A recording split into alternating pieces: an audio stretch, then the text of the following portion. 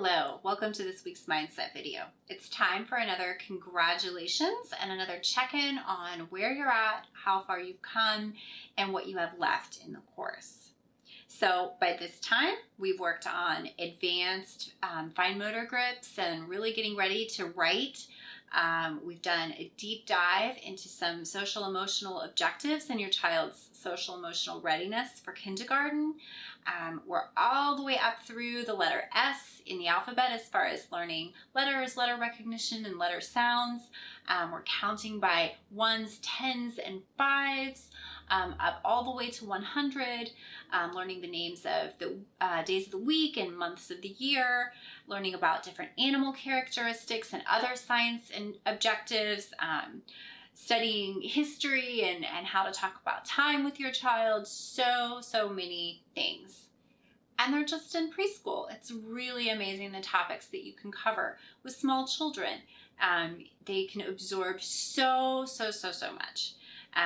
We've done 2 and 3D shapes, worked on a lot of art.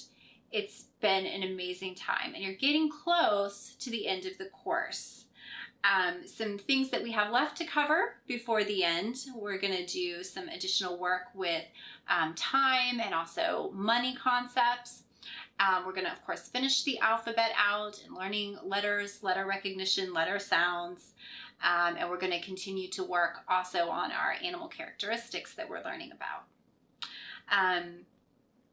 In case you're struggling to cover everything, and we're throwing a lot at you and your child to give you lots of different options for things to work on. Let's just review real quickly the very fundamentals for you to focus on. You know, if you're not getting to all the objectives, either because of time constraints or because your child just isn't ready to cover those yet, that's fine. I want to just highlight for you the main things to focus on so that you can really narrow down and limit it if you feel like you need to. So counting and number recognition, letter recognition, and letter sounds. So as far as academically speaking, if you need to cut out the rest, if if it's just too much and you don't have either the time or your child is resistant to working on other things, you can feel free to cut out the names of the months of the year or shapes or, maybe even some of the cognitive objectives. Like as far as the academics goes, just stick to the basics of number and letter recognition, basic counting, and some of those letter sounds. That's the very basic foundational skills. And then, of course, we've also talked previously about the importance of the social emotional learning for kindergarten readiness too. So don't be afraid to cut out some of the activities and objectives if you need to. It's not always possible to keep up with everything. So as far as tips go for just keeping up and continuing to make progress, if your life is really busy and you can't get time to do the whole course, even just reading to your child for 15 minutes a day and counting something, which you can pretty easily incorporate into other areas of your life too. Again, during bath time, meal time, driving in the car, getting your child ready to go somewhere. A lot of these objectives can be incorporated into other things that you're doing, which makes it great and easier to do double duty with this stuff. And then if you just take a little bit of time to sit down and read with your child daily, that's fantastic. And you shouldn't feel the least bit bad if that's all you can get to on a regular basis. You don't have to take time to do a big project at the end of the week. You're still making progress. You're still really building that learning relationship with your child just by doing those few simple things.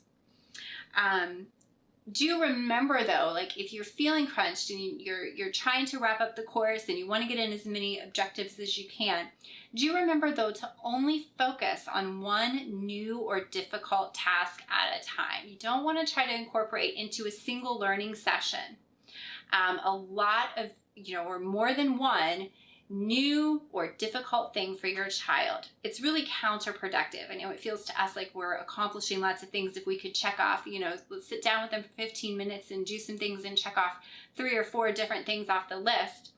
But you do want to try to give them at least a little bit of space in between those things and make sure that when you're engaged in a learning project with your child, that again, keep that rule in mind, always in the back of your head, only one new or difficult thing at a time. Your child will thank you for it. You will thank yourself for it.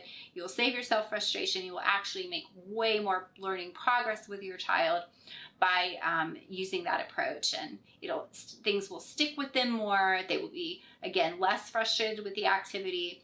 So even though it may not feel like you're getting to as much stuff, in reality, you're probably ultimately covering more and, really engaging your child in deep learning way more than trying to fit more objectives into a single learning session. So that's my advice for this week. Again, congratulations on how far you've come so far and on all of the things that you've covered. And we'll see you back next time.